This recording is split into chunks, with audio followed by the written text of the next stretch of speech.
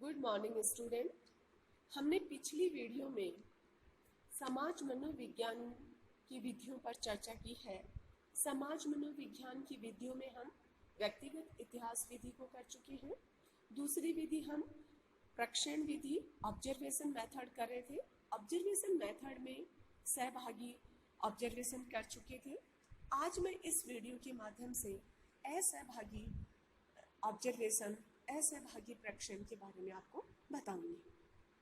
असहभागी प्रक्षेण में समाज मनोवैज्ञानिकों ने अलग अलग तरह के सामाजिक अंतःक्रियाओं का अध्ययन इस विधि की सहायता से किया है। इसमें ऑब्जर्वर किसी सामाजिक व्यवहार का निरीक्षण स्वाभाविक परिस्थितियों में ही करता है। इस तरह का निरीक्षण संगठित और संरचित होता है। निरीक्षणकर्ता पहले से ही योजना को तैयार कर लेता है कि स्वाभाविक परिस्थिति का नेचर कैसा होगा, उपस्थित प्रेक्षकों की उपस्थिति में उत्पन्न होने वाली समस्याओं का समाधान कैसे किया जा सकता है, इन सभी का अध्ययन करने के लिए पूर्व योजना तैयार कर लेता है। उसके बाद हम देखते हैं कि सहभागी प्रक्षेण और असहभागी प्रक्षेण में क्या असमानताएं हैं। ऐसे कौन कौन से बिंदु हैं जिनके आधार पर हम दोनों ही प्रक्षेण को अलग अलग कर सकते हैं। फर्स्ट पॉइंट आता है सहभागी प्रक्षेण तथा असहभागी प्रक्षेण दोनों ही स्वाभाविक परिस्थितियों में किए जाते हैं, लेकिन फिर भी पहले तरह के प्रक्षेण में ऑब्जर्वर व्यक्तियों की क्रियाओं के साथ सक्रिय भाग लेता है और दूसरे तरह के प्रक्षेण में वह ऐसी क्रियाओं के साथ भाग नहीं लेता है। निष्क्रिय रूप से वह इन क्रियाओं का मात्र निरीक्षण करता है।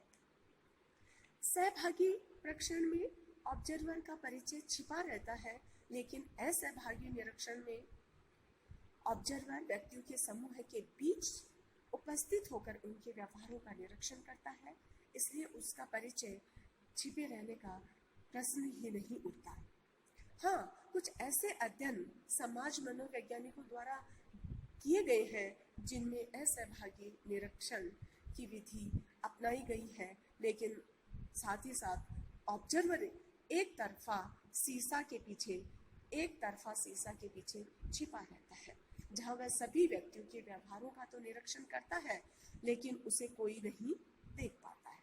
नेक्स्ट पॉइंट आता है सहभागी निरीक्षण असंरचित होता है और सहभागी निरीक्षण संरचित होता है। समाज मनोविज्ञान में इस विधि का उपयोग करने के लिए कैटेगरी सिस्टम का सहारा लिया गया है। बेल्स ने इस सिस्टम के लिए कई तरह के निरीक्षणों का रिकॉर्ड किया है और उनको 4 भागों में बांटा है। फर्स्ट है सामाजिक सांवेगिक धनात्मक क्षेत्र, social emotional positive area. Second point है सामाजिक सांवेगिक ऋणात्मक क्षेत्र, सोशल इमोशनल नेगेटिव एरिया। और तीसरा है कार्य क्षेत्र प्रश्न टास्क एरिया। और फोर्थ है कार्य क्षेत्र आंसर उत्तर। इस सिस्टम में ऑब्जर्वर व्यक्तियों के छोटे समूह में बैठकर उनकी अंतःक्रियाओं का निरीक्षण उपयुक्त कैटेगरी में करता है। उसके बाद आता है कि इस विधि को अगर हम अपनाते हैं तो अपनाने के क्या क्या फायदे हैं, इस विधि के क्या क्या गुण हैं।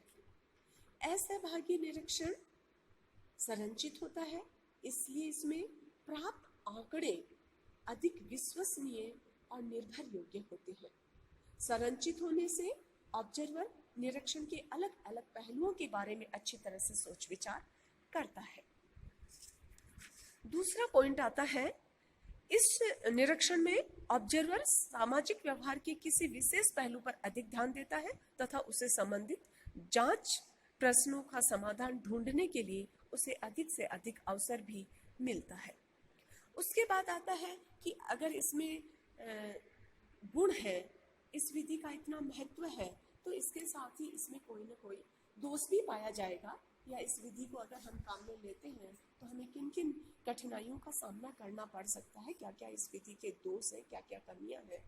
फर्स्ट है, असहभागी निरीक्षण का सबसे बड़ा दोष जो समाज मनोवैज्ञानिकों ने बताया है वह है इस तरह के निरीक्षण में व्यक्तियों का व्यवहार जिनका निरीक्षण किया जाना है बिल्कुल नेचुरल नहीं होता है, स्वाभाविक नहीं होता है, क्योंकि व्यक्तियों के मन में हमेशा ये बात रहती है कि उनके व्यवहारों का निरीक्षण किया जाता है। लेकिन ये आलोचना सभी मनोवैज्ञानिकों ने नहीं मानी है। कुछ मनोवैज्ञानिकों का कहना है कि यह आलोचना बहुत महत्वपूर्ण नहीं है, क्योंकि 2-3 दिन के बाद से व्यक्तियों का व्यवहार बिल्कुल ही सामान्य एवं स्वाभाविक हो जाता है। नेक्स्ट पॉइंट आता है, कुछ समाज मनोवैज्ञानिकों ने यह भी कहा है कि जिस तरह सहभागी निरीक्षण में परिस्थिति बिल्कुल ही स्वाभाविक होती है, उसी तरह की परिस्थिति असहभागी निरीक्षण में नहीं हो पाती है। इस परिस्थिति में उपस्थित सभी व्यक्ति इस बात से काफी सचेत रहते हैं कि कोई भी व्यक्ति उनके बीच है जो पता नहीं क्या क्या देख रहा है, क्या क्या सुन रहा है और समझ रहा है। इस तरह हम देखते हैं कि निरीक्षण विधि या ऑब्जर्वेशन विधि का प्रयोग समाज मनोवैज्ञानिक सामाजिक व्यवहार के अध्ययन में सहभागी या असहभागी रूप से करते हैं। इस विधि की सफलता इस बात पर भी निर्भर करती है कि ऑब्जर्वर उचित विधि अपनाकर सामाजिक व्यवहार का अध्ययन करता है या नहीं। उसके बाद आता है सर्वे विधि। सर्वे विधि का प्रयोग समाज मनोवैज्ञानिकों द्वारा काफी किया गया है। ये वह विधि है जिसमें अनुसंधानकर्ता एक प्रातिनिधिक सैंपल लेकर किसी सामाजिक समस्या के प्रति व्यक्तियों की मनोवृत्ति, विचार, मत आदि का अध्ययन अन्य विधि साक्षात्कार या प्रश्नावली विधि द्वारा करता है। इस विधि में बड़ी संख्या के अलग अलग वर्गों के लोगों को सैंपल के रूप में लिया जाता है। जैसे यदि कोई अनुसंधानकर्ता टेलीविजन पर दिखाए जाने वाले फीचर फिल्म की गुणों के प्रति लोगों की राय जानने के लिए इस विधि का उपयोग करता है, तो इस अध्ययन में वह अपने सैंपल में भारत के प्रत्येक राज्य से कुछ ऐसे व्यक्तियों का सिलेक्शन करेगा। फिर प्रत्येक राज्य से सेलेक्ट किए गए व्यक्ति प्रत्येक वर्ग, धर्म, इनकम ग्रुप और एज ग्रुप से लिए जाएंगे। सिलेक्शन प्रत्येक स्तर पर जहां तक संभव हो रैंडमली होगा। ऐसा होने से अध्ययन किए जाने वाले व्यक्तियों का जो समूह है या सैंपल तैयार होगा वह एक प्रातिनिधिक प्रतिदर्श होगा। उसके बाद आता है समाज मनोविज्ञान में सर्वे अनुसंधान के कई प्रकार हैं। प्रमुख है संगणना सर्वे और दूसरा है प्रतिदर्श सर्वे। संगणना सर्वे, इसके नाम से ही पता चल रहा है कि इस तरह के सर्वे में किसी शहर या गांव की पूरी जनसंख्या का अध्ययन किया जाता है। अनुसंधानकर्ता यहाँ अध्ययन के लिए कुछ ऐसे व्यक्तियों का सेलेक्ट नहीं करता, बल्कि सभी व्यक्तियों के विचारों से परिचित होने की कोशिश करता है। दूसरा है प्रतिदर्श सर्वे, सैंपल सर्वे। इस तरह के सर्वे का प्रयोग समाज मनोविज्ञान में अधिक किया जाता है। समाज मनोविज्ञान किसी शहर या गांव या मिलकर व्यक्तियों की एक पॉपुलेशन को परिभाषित करते हैं। इसके बाद उस पॉपुलेशन से कुछ व्यक्तियों को निष्पक्ष भाव से या रैंडमली चुन लेते हैं। ऐसे सैंपल का अध्ययन करके वह जिन तथ्यों को प्राप्त करता है उसे वह पूरे पॉपुलेशन के लिए वैध मान लेता है। उसके बाद आता है सर्वे विधि में उपयोग ली जाने वाली मूल विधियां। यहाँ पे 4 विधियों को काम में लिया गया है: साक्षात्कार सर्वे, प्रश्नावली सर्वे, पैनल सर्वे और डाक दूरभाष सर्वे, टेलीफोन सर्वे। सबसे पहले मैं साक्षात्कार सर्वे के बारे में बताऊंगी, जो इसके नाम से ही पता चलता है कि इसमें प्रशिक्षित अनुसंधानकर्ता को ही लिया जाता है। इसमें रैंडमली चुने गए व्यक्तियों की एक निश्चित समूह से किसी समस्या से संबंधित प्रश्न पूछे जाते हैं और प्रत्येक व्यक्ति द्वारा दिए गए उत्तरों का सही रिकॉर्ड तैयार किया जाता है। उसके बाद आता है प्रश्नावली विधि या प्रश्नावली सर्वे विधि की प्रश्नावली सर्वे में विशेषकर डाक प्रश्नावली का प्रयोग समाज मनोवैज्ञानिकों द्वारा अधिक किया जाता है। इसमें अनुसंधानकर्ता जिस सामाजिक समस्या के बारे में अध्ययन करना चाहता है उससे संबंधित कुछ प्रश्नों को तैयार कर लेता है और उसे बुकलेट के फॉर्म में छपवा कर उन व्यक्तियों को डाक द्वारा भेज देता है जिनका विचार उन्हें प्राप्त करना होता है।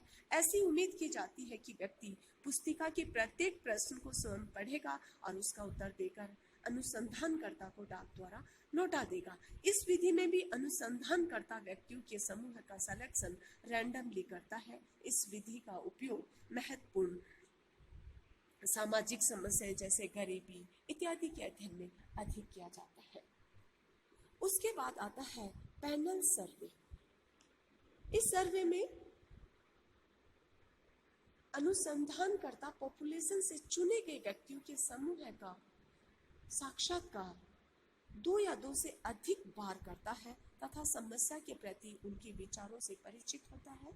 इस विधि के 2 लाभ हैं। फर्स्ट है, इसमें सभी मनोवैज्ञानिक आसानी से जान लेते हैं कि वे कौन कौन से कारक हैं जो समय बीतने के साथ सैंपल या व्यक्तियों के समूह की मनोवृत्तियों में परिवर्तन लाते हैं। और दूसरा है, जब एक ही सैंपल की मतों को 2 या 2 से अधिक बार जाना जाता है तो इससे प्रतिदर्श द्वारा दिए गए मतों की विश्वसनीयता का भी पता चल जाता है।